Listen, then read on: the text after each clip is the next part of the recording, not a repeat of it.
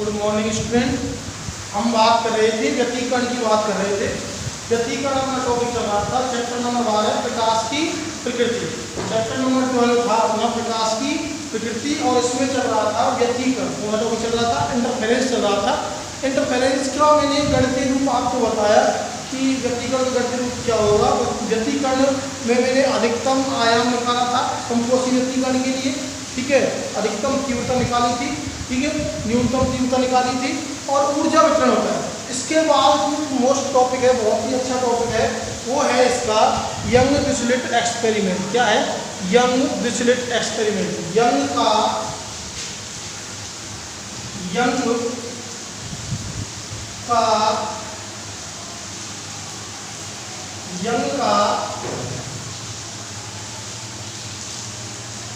Dirichlet प्रयोग, young का डिरिचलेट प्रयोग, ये आपका टॉपिक है, यंग का डिरिचलेट प्रयोग, ठीक है। यंग डिरिचलेट एक्सपेरिमेंट, ठीक है। यंग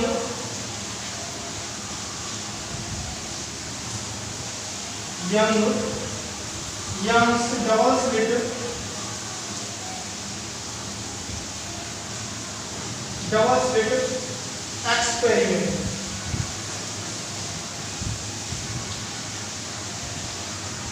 ये आपका टॉपिक है Young's double slit experiment, Young का डिरिचलेट प्रयोग, ठीक है। देखो थोड़ा सा बता देता हूँ उसके बारे में।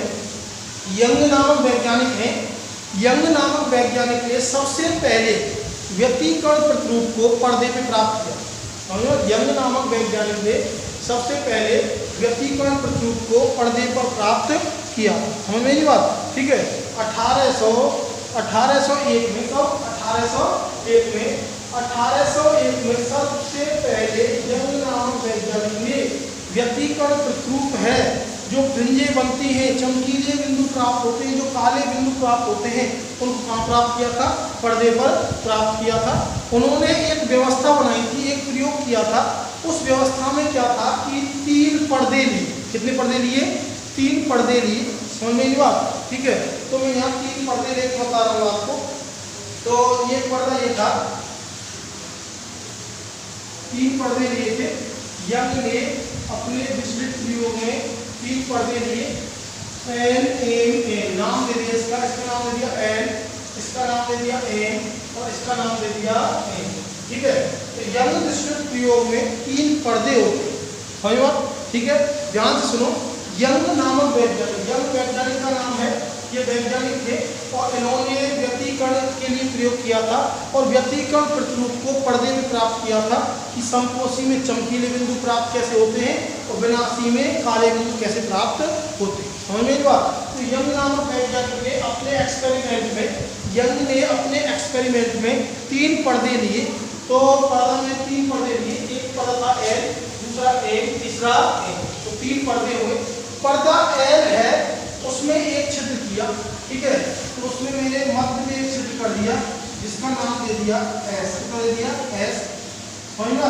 पर्दा एल है, यंग ने पर्दा एल जो पर्दा लिया था एल, उसमें एक छिद्र किया था, ठीक है, और इसका नाम दिया था एस। क्या नाम दिया था? एस।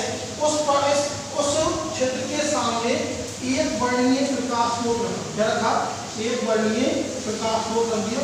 ये एक वर्णीय क्या रख दिया? प्रकाश स्रोत रख दिया। ध्यान देंगे, ये हुआ आपका एक वर्णीय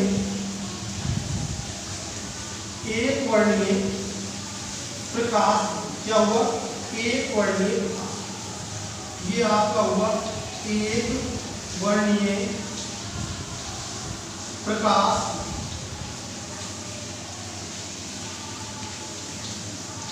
एक वर्णीय प्रकाश, ठीक है। तो यंग ने क्या किया कि 3 पर्दे लिए। एक पर्दा था आपका एन, ठीक है, एक था एम और एक था एन। पर्दे एन में एक मध्य में छिद्र किया, ठीक है। पर्दे एन के मध्य में एक छिद्र किया जिसको नाम दे दिया एस। क्या नाम दे दिया? एस, ठीक है, एस नाम दे दिया।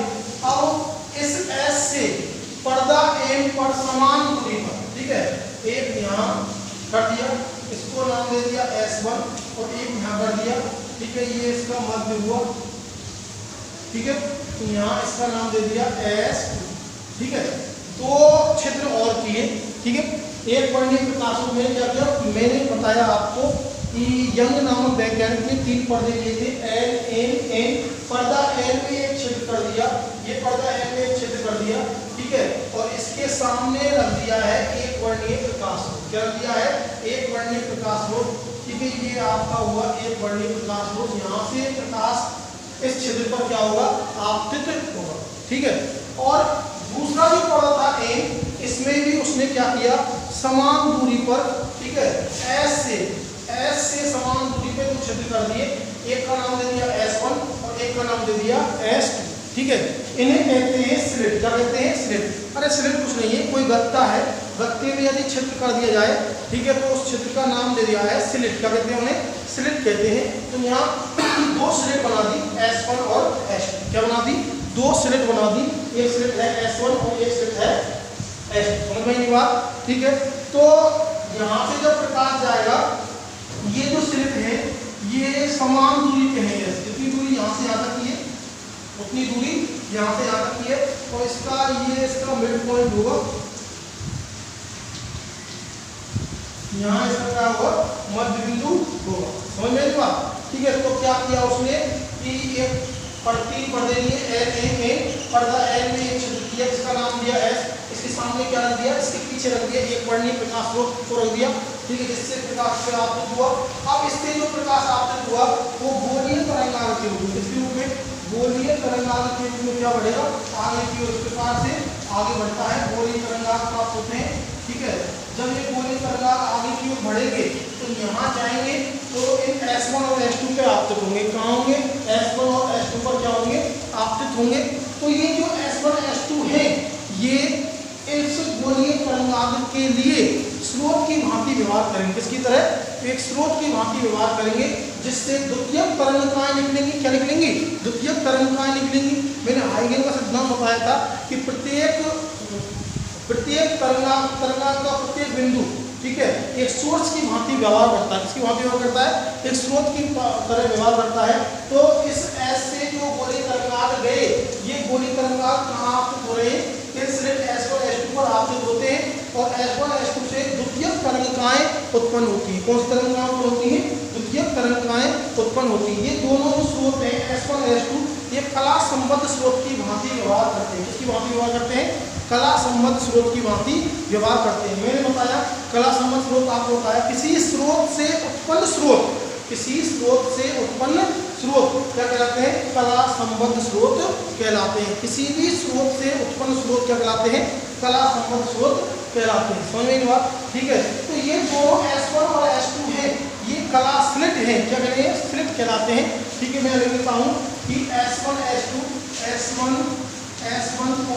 S2 क्या है? स्लिट है। क्या है? स्लिट। ठीक, कोई ज़्यादा बड़ी बात नहीं है। ये गत्ते लिए, गत्ते में क्या कर दिया है? छिद्र कर दिया है और यहाँ पे लगा दी है स्क्रीन। ठीक है, क्या लगा दी है? स्क्रीन लगा दी है। क्या लगा दी है? स्क्रीन लगा दी है, पर्दा लगा दिया। क्या लगा दिया है? पर्दा लगा दिया है। ठीक है, ये पर्दा लगा दिया है जिसपे हमको क्या प्राप्त करना है? व्यतिकरण प्रतिरूप प्राप्त करना है। समझ में नहीं बात? ठीक है। तो यहाँ से जब ये गोलीय तरंगांग S1 S2 पर आपतित होंगे तो यहाँ S1 S2 कला संबद्ध स्रोत की तरह व्यवहार करेंगे। किसी तरह व्यवहार करेंगे? कला संबद्ध स्रोत की तरह S1 S2 है, कला संबद्ध स्रोत की तरह व्यवहार करेंगी। ठीक है, कला संबद्ध स्रोत की तरह व्यवहार करेंगी। ठीक है। तो इससे द्वितीयक तरंगिकाएं निकलेंगी। कौन सी तरंगिकाएं निकलेंगी? द्वितीयक तरंगिकाएं। मैंने बताया कि तरंगांग, इस तरंगांग का प्रत्येक बिंदु एक सोर्स की भांति व्यवहार करता है, जिससे द्वितीयक तरंगिकाएं निकलती हैं और द्वितीयक तरंगांग का क्या करती हैं? निर्माण करती हैं। ये द्वितीयक तरंगिकाएं उसी वेग से जाएंगी जिस वेग से तरंगांग आ रहा है। पिछला जो तरंगांग आ रहा है, अब ये दोनों कैसे स्रोत होंगे? कला संबद्ध स्रोत होंगे। कैसे स्रोत होंगे? कला संबद्ध। किसी एक ही प्रकाश स्रोत से उत्पन्न 2 नए स्रोत, किसी एक ही प्रकाश स्रोत, ये कोई प्रकाश स्रोत था S, इनके लिए ये प्रकाश स्रोत S है, इनसे 2 नए स्रोत बने S1 S2। अब इनसे जो प्रकाश आएगा वो समान आवृत्ति का होगा। कैसा होगा? समान आवृत्ति का होगा, क्योंकि प्रकाश स्रोत से इनकी दूरी क्या है? S। प्रकाश स्रोत S से इनकी दूरी क्या है? समान है। क्या है? समान है। अब इनसे जो प्रकाश द्युतिक तरंगाएं निकलेंगी तो तरंगांश का निर्माण करेंगी। किसका निर्माण करेंगी? तरंगांश का निर्माण करेंगी। तो इस प्रकार से गोलीय तरंगांश के रूप में तरंगांश प्राप्त होते जाएंगे। समझने की बात, इस प्रकार से गोलीय तरंगांश के रूप में तरंगांश क्या हो जाएंगे? प्राप्त होते जाएंगे। समझने की बात, ठीक है। इसलिए ऐसे प्राप्त होंगे, इस प्रकार से गोलीय तरंगांश हमको प्राप्त होते जाएंगे। समझने की बात, इस प्रकार से गोलीय तरंगांश प्राप्त हो जाएंगे, ठीक है। तो इस प्रकार से जो गोलीय तरंगांश प्राप्त होंगे, ठीक है, तो जहां ये काटेंगे, ठीक है, वहां पर देखो, यहाँ काटा, यहाँ काटा, यहाँ काटा, यहाँ काटा, तो मैंने इसको डॉट डॉट डॉट डॉट किया, मैंने यहाँ मिलाया, ठीक है, यहाँ डॉट डॉट डॉट डॉट किया मैंने, यहाँ मिलाया, यहाँ प्राप्त हुआ, ठीक है। समझ में बात, और यहाँ भी डॉट डॉट किया मैंने, यहाँ, तो मैंने जहाँ सर्कल बनाया है, मैंने यहाँ सर्कल बनाया, यहाँ डार्क बिंदु बनाया, यहाँ डार्क बिंदु बनाया, ठीक है। जहाँ मैंने डार्क बिंदु बनाया है, तो देखो ये जो केंद्र, यहाँ केंद्र है पर्दे का, यहाँ पर ब्राइट रंग प्राप्त होगी, ठीक है, यहाँ डार्क रंग प्राप्त होगी, और यहाँ भी क्या होगी? डार्क प्राप्त होगी। समझ में बात, ठीक है। तो इस प्रकार से हमको ये गोलीय तरंगांश, हमेशा बताया आपको, जब ये तरंगाएं आगे बढ़ती हैं तो सुरंग और गर्त के रूप में बढ़ती है। किस रूप में बढ़ती है? एक तो बनाती है सुरंग, क्या बनाती है? सुरंग बनाती है, और एक बनाती है भैया गर्त, क्या बनाती है? गर्त। मैंने आपको बताया तरंग वाले चैप्टर में, मैंने 11th क्लास में बताया, जब तरंगे आगे बढ़ती हैं तो सुरंग और गर्त के रूप में गति करती हैं। किसके रूप में गति करती हैं? सुरंग और गर्त के रूप में गति करती हैं। समझ में बात, जब ये सुरंग और गर्त के रूप में गति करेंगी, सुरंग और गर्त के रूप में गति करेंगी ये, ठीक है, जब ये सुरंग और गर्त के रूप में गति करेंगी तो हमारे लिए क्या प्राप्त होगा? व्यतिकरण प्रसूर प्राप्त होगा। क्या प्राप्त होगा? व्यतिकरण प्रसूर प्राप्त होगा। समझ में आई बात, कि मैंने आपको बताया कि जो तरंगे होती हैं सुरंग और गर्त के रूप में, आपने क्या किया, देखो ध्यान से, 3 पर्दे लिए L, पर्दा L लिया, उसमें एक छिद्र कर दिया, ठीक है, और उसके सामने रख दिया एक वर्णीय प्रकाश स्रोत। क्या दिया?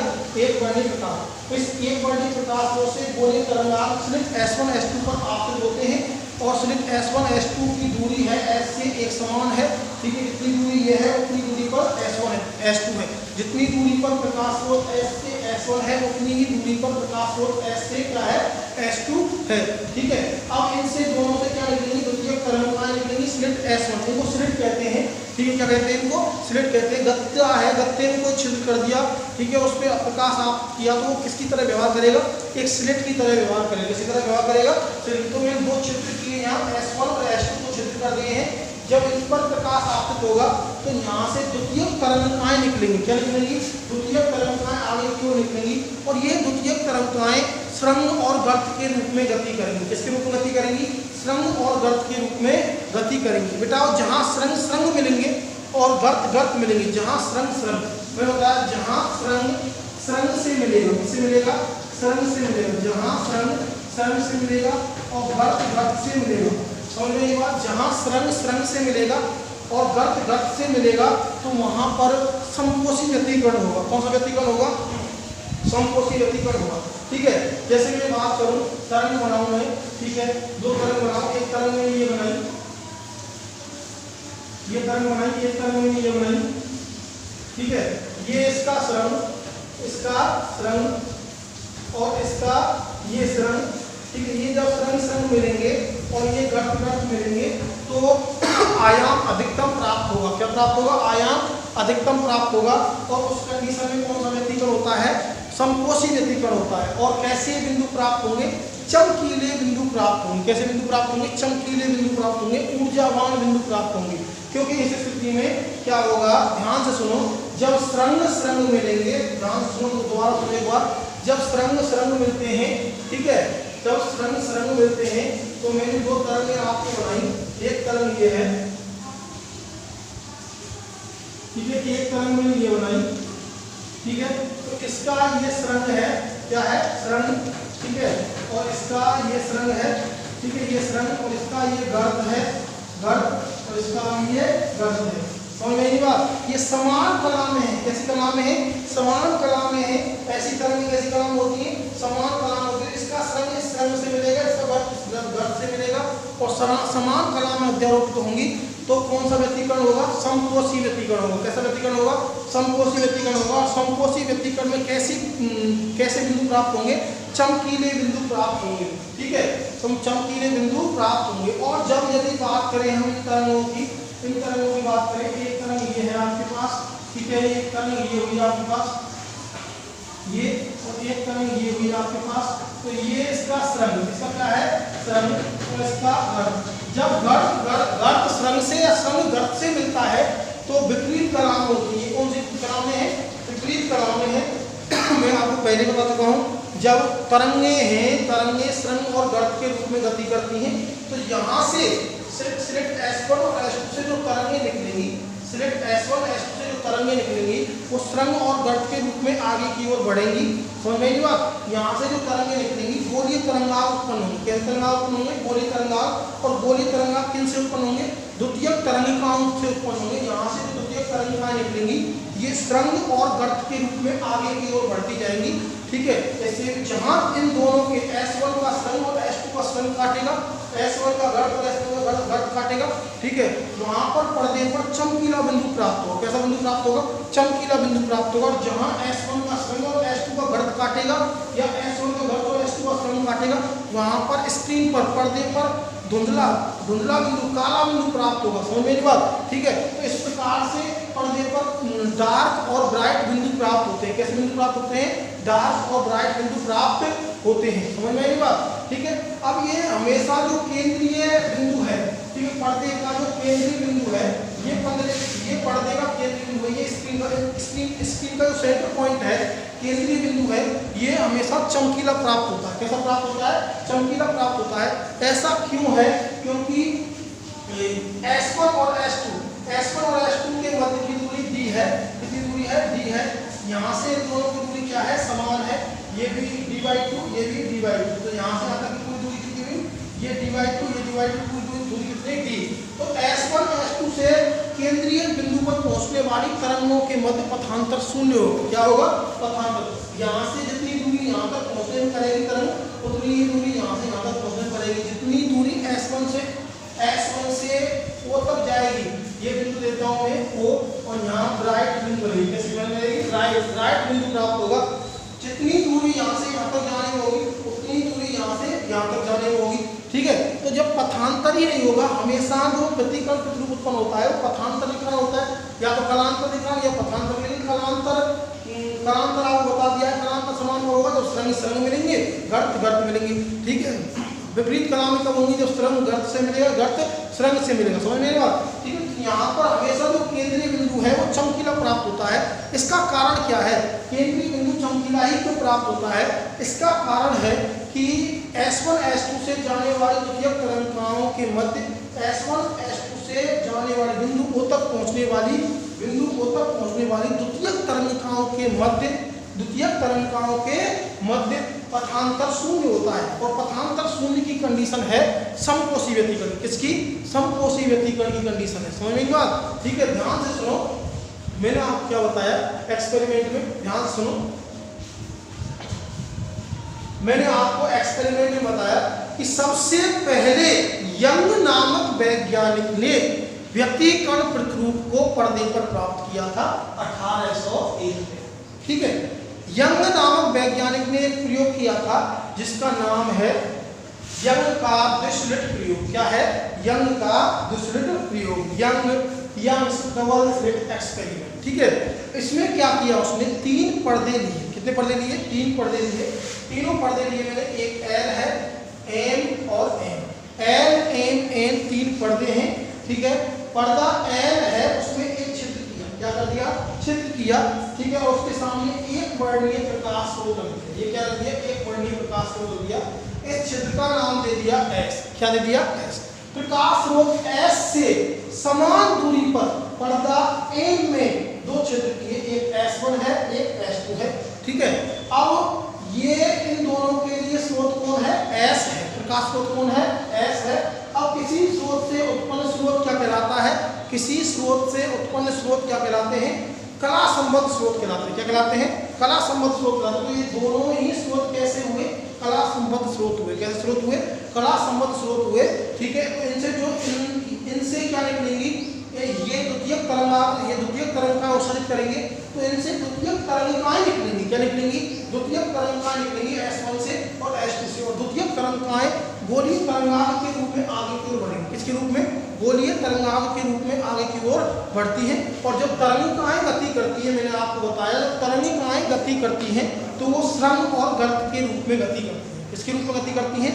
स्रंग और गर्त के रूप में गति करती है। ठीक है, तो मैंने बताया कि जब स्रंग स्रंग मिलता है, स्रंग स्रंग मिलेगा और या फिर गर्त गर्त मिलेगा। ठीक है, अभी बताया मैंने, ये स्रंग है, ठीक है, ये स्रंग है, इसका स्रंग और इसका स्रंग, इसके ये स्रंग स्रंग मिलेंगे। ठीक है, या फिर गर्त गर्त मिलेंगे।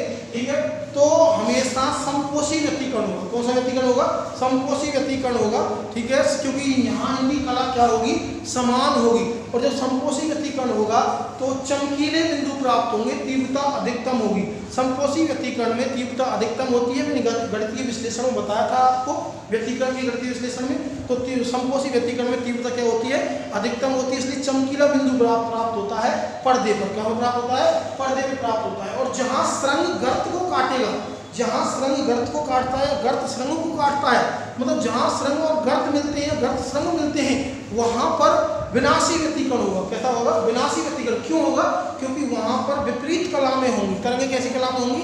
विपरीत कला में होंगी। कैसे विपरीत कला में होंगी बताओ? ऐसे विपरीत कला में होंगी जैसे कि मैंने एक तरंग ये बनाई, ठीक है, और मैंने एक तरंग ये बनाई। ठीक है, इस प्रकार से विपरीत कला में हुई है। ठीक है, ये इस प्रकार की कला में हुई, विपरीत कला में हुई। तो यहाँ स्रंग है, यहाँ क्या है? गर्त है।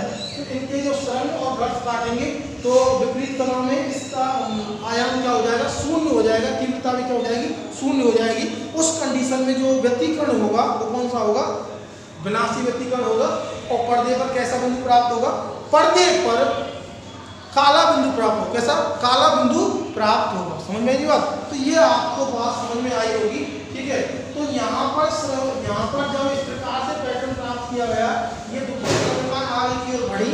ठीक है, तो इन्होंने इनके स्रंग और गर्त आपस में काटते हैं। जहाँ स्रंग स्रंग काटता है, गर्त गर्त काटता है, वहाँ पर चमकीला बिंदु, स्क्रीन पर कैसा, पर्दे पर कैसा बिंदु बन जाता है? चमकीला बिंदु बन जाता है। लेकिन पर्दे का ये बहुत ही इंपॉर्टेंट चीज है, ये बहुत ही इंपॉर्टेंट बात है। पर्दे का केंद्रीय बिंदु होता है, पर्दे का जो मध्य बिंदु होता है वो हमेशा चमकीला प्राप्त होगा। कैसा प्राप्त होगा?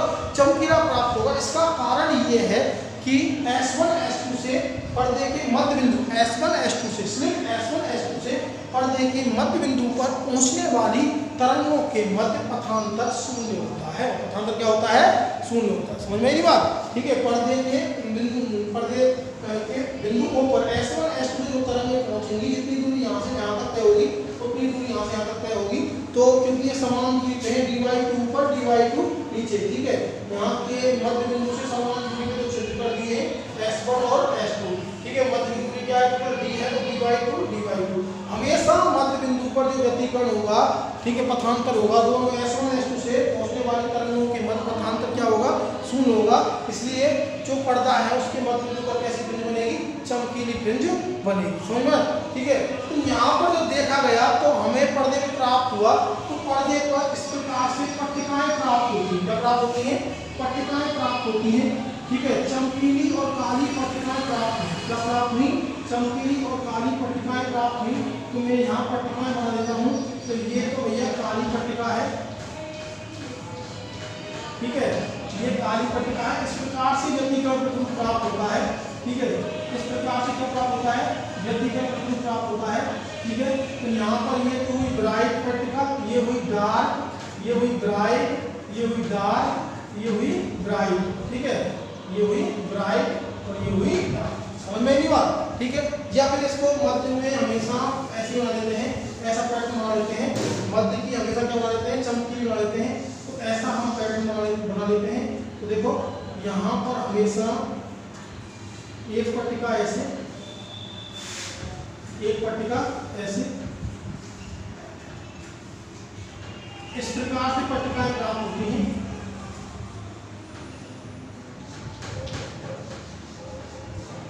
चमकीली हमेशा मध्य की प्रॉपर्टी कैसे प्राप्त होती है, ब्राइट, फिर कैसे प्राप्त होती है, डार्क, एकांतर क्रम में प्राप्त होगी। उसके बाद में कैसे प्राप्त होंगी, डार्क, ब्राइट और डार्क, ठीक है। यहाँ भी कैसी होगी, डार्क, ब्राइट और ये कैसी होगी, डार्क होगी, कैसी होगी, डार्क। इस प्रकार से पैटर्न प्राप्त होता है, समझ बात, ठीक है। इस प्रकार से पट्टिकाएं प्राप्त होती हैं, इन्हें कहते हैं फ्रिंजे। क्या कहते हैं इन्हें, फ्रिंजे कहते हैं। क्या कहते हैं इन्हें, फ्रिंजे कहते हैं, समझ बात। क्या कहते हैं, व्यतिकर्ण फ्रिंजे। इनका नाम है व्यतिकर्ण, व्यतिकर्ण फ्रिंज। क्या कहते हैं इन्हें, व्यतिकर्ण फ्रिंज,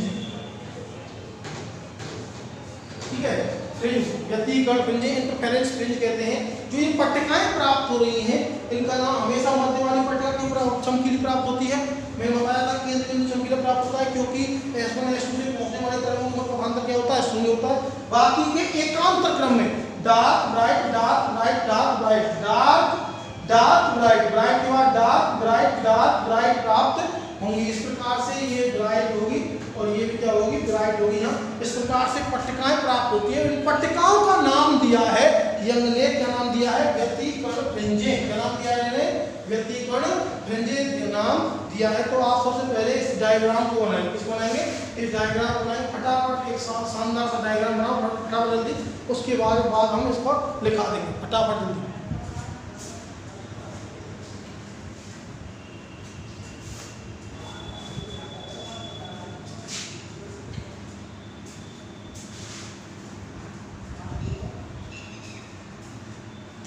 हाँ बना लिया होगा, ठीक है। डायग्राम जब आपने बना लिया तो इसमें लिखो आप, सर्वप्रथम 1801 में, सर्वप्रथम 1801 ईस्वी में, सर्वप्रथम 1801 ईस्वी में यंग नामक वैज्ञानिक ने, सर्वप्रथम 1801 ईस्वी में यंग नामक वैज्ञानिक ने, यंग नामक वैज्ञानिक ने व्यतिकर्ण प्रतिरूप को, यंग नामक वैज्ञानिक ने व्यतिकर्ण प्रतिरूप को सफलतापूर्वक पर्दे पर प्राप्त किया।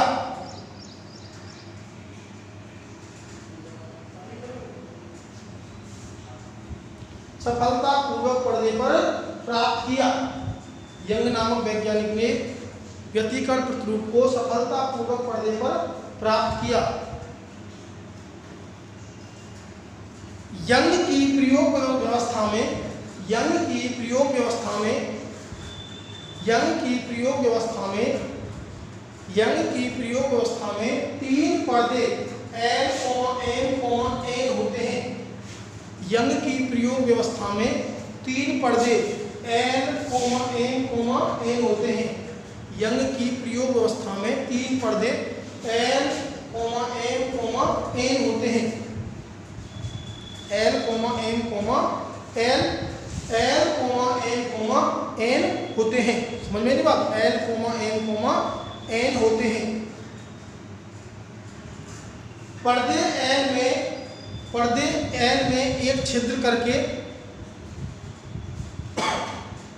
पर्दे L में एक छिद्र करके, पर्दे L में एक छिद्र करके, पर्दे L में एक छिद्र करके उसके पीछे एक वर्णीय प्रकाश स्रोत, पर्दे L में एक छिद्र करके उसके पीछे एक वर्णीय प्रकाश स्रोत, उसके पीछे एक वर्णीय प्रकाश स्रोत S रखा होता है। एक वर्णीय प्रकाश स्रोत S रखा होता है। पर्दे L में एक छिद्र करके उसके पीछे एक वर्णीय प्रकाश स्रोत S रखा होता है, S रखा होता है। इस प्रकाश स्रोत S से, इस प्रकाश स्रोत S से, इस प्रकाश स्रोत S से, इस प्रकाश स्रोत S से समान दूरी पर, इस प्रकाश स्रोत S से समान दूरी पर पर्दे N में, इस प्रकाश स्रोत S से समान दूरी पर पर्दे N में 2 छिद्र S1 S2 होते हैं। 2 छिद्र S1 S2 होते हैं, S1 S2 होते हैं, जिन्हें स्लिट कहते हैं, जिन्हें स्लिट कहते हैं, जिन्हें स्लिट कहते हैं। इंग्लिश लिख सकते हो आप SLIT, जिन्हें स्लिट कहते हैं, जिन्हें स्लिट कहते हैं। S1 S2 जिसे क्या कहते हैं, स्लिट कहते हैं। Slit S1 S2, slit S1 S2 कला संबद्ध स्रोत की भांति व्यवहार करते हैं। स्लिट S1 S2 कला संबद्ध स्रोत की भांति व्यवहार करती हैं, जिनसे द्वितीयक तरंगिकाएं उत्सर्जित होती हैं, जिनसे द्वितीयक तरंगिकाएं उत्सर्जित होती हैं। स्लिट S1 S2 कला संबद्ध स्रोत की तरह व्यवहार करती हैं। ये स्लिट है, स्लिट S1 S2 कला संबद्ध स्रोत की तरह व्यवहार करती है, जिनसे द्वितीयक तरंगिकाएं उत्सर्जित होती हैं, द्वितीयक तरंगिकाएं उत्सर्जित होती हैं। ये द्वितीयक तरंगिकाएं गोलीय तरंगाग्र अर्थात ये द्वितीयक तरंगिकाएं गोलीय तरंगाग्र, ये द्वितीयक तरंगिकाएं गोलीय तरंगाग्र अर्थात स्रंग और गर्त के रूप में, ये द्वितीयक तरंगिकाएं गोलीय तरंगाग्र अर्थात स्रंग और गर्त, क्रस्ट कहते हैं को, क्रस्ट, ठीक है, क्रस्ट के रूप में, स्रंग और गर्त के रूप में आगे की ओर बढ़ती हैं। ये स्रंग और गर्त के रूप में आगे की ओर बढ़ती हैं, स्रंग और गर्त के रूप में आगे की ओर बढ़ती हैं। जहां स्रंग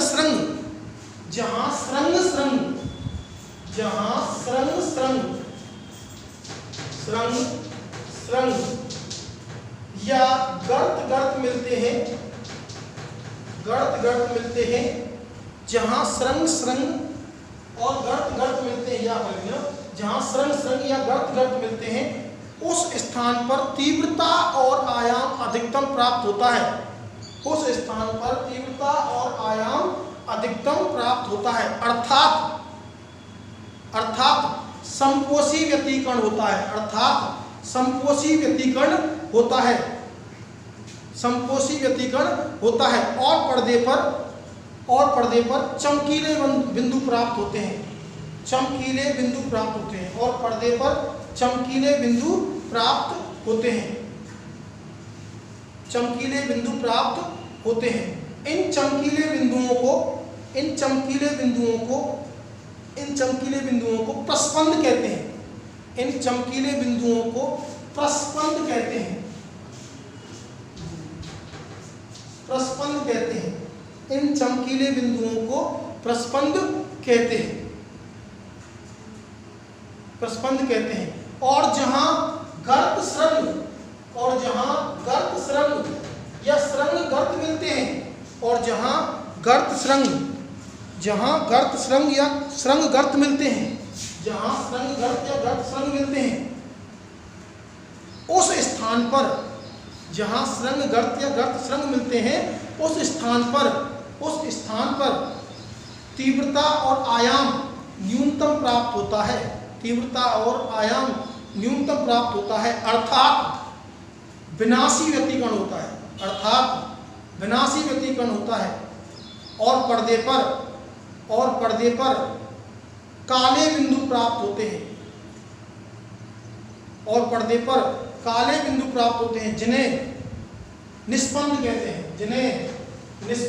हैं। मैंने आपको 11th क्लास में बताया था प्रस्पंद और निस्पंद, ठीक है। मैक्सिमम की कंडीशन प्रस्पंद होती है, मिनिमम कंडीशन निस्पंद होती है। उन्हें क्या कहते हैं? निस्पंद कहते हैं। क्या कहते हैं? निस्पंद कहते हैं। पर्दे का केंद्रीय बिंदु हमेशा चमकीला प्राप्त होता है।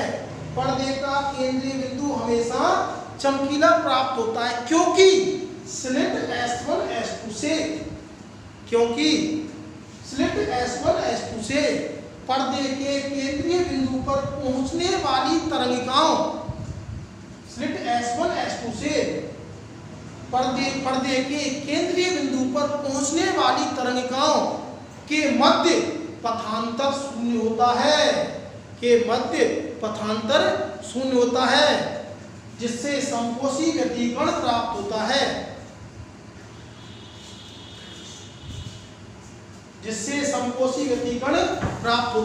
और केंद्रीय फ्रिंज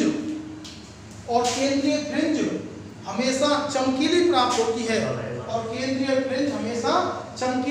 होती है। केंद्रीय फ्रिंज के ऊपर और नीचे एकांतर क्रम में केंद्रीय फ्रिंज के ऊपर और नीचे एकांतर क्रम में काली और चमकीली फ्रिंजें प्राप्त होती है। काली और चमकीले बिंदु प्राप्त हो सके ना, केंद्रीय फ्रिंज या केंद्रीय बिंदु के ऊपर और नीचे, केंद्रीय बिंदु या तो आप फ्रिंज लिख सकते हैं या बिंदु लिख सकते हैं।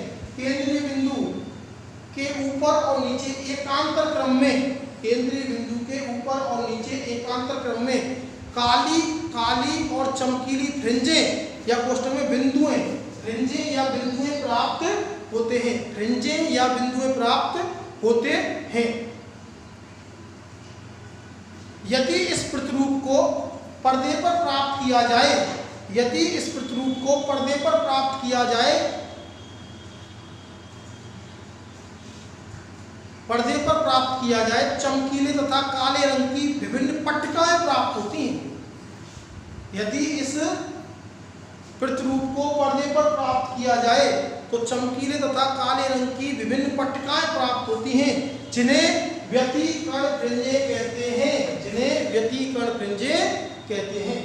समझ में नहीं बात? जिन्हें व्यतिकर्ण फ्रिंजें कहते हैं।